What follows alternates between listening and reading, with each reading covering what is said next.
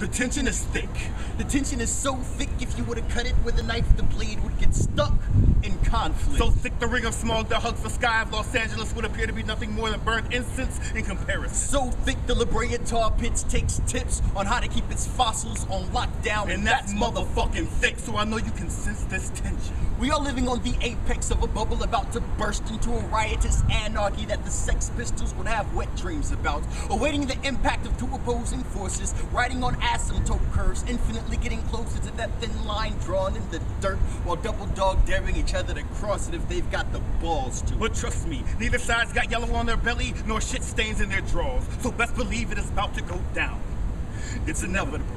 It's like putting a rattlesnake and a mongoose in the same cage, except the animal kingdom has been replaced for the political arena. Instead of reptiles and rodents, you have conservatives and liberals. That's Democrats versus Republicans, left wing versus right wing, fat old white pachyderms versus juggernaut jackasses. They can't get along. They clash like plaid and striped opinions draped in the ensemble of moral fabric, each side claiming their colored scheme to be the righteous one. That's Roe versus Wade, NRA versus gun control, gay marriage versus traditional. Recruited foot soldiers armed with picket signs placed on the front lines of battlegrounds. They hurl the slogans of extremists from slingshots. They load their muskets with misguiding statistics. They deploy paratroopers holding registration forms so you can enlist in the proper political party that suits you. Because there's only two opinions that you can possibly have, two sides to join, and only two types of people in this world, us and them. That's capitalists versus socialists.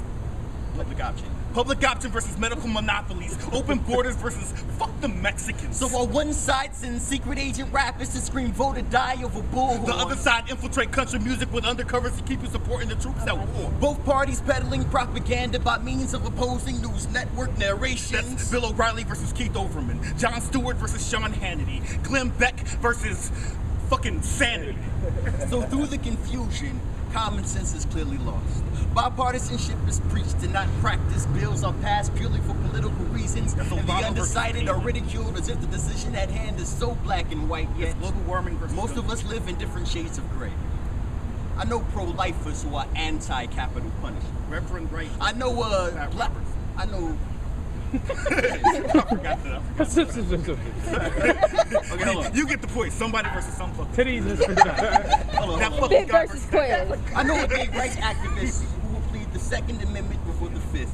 There are people who watch Fox News and MSNBC as an attempt to cross-reference an ounce of personal perspective in a world where opinions are force-fed like cattle being prepped for the slaughter.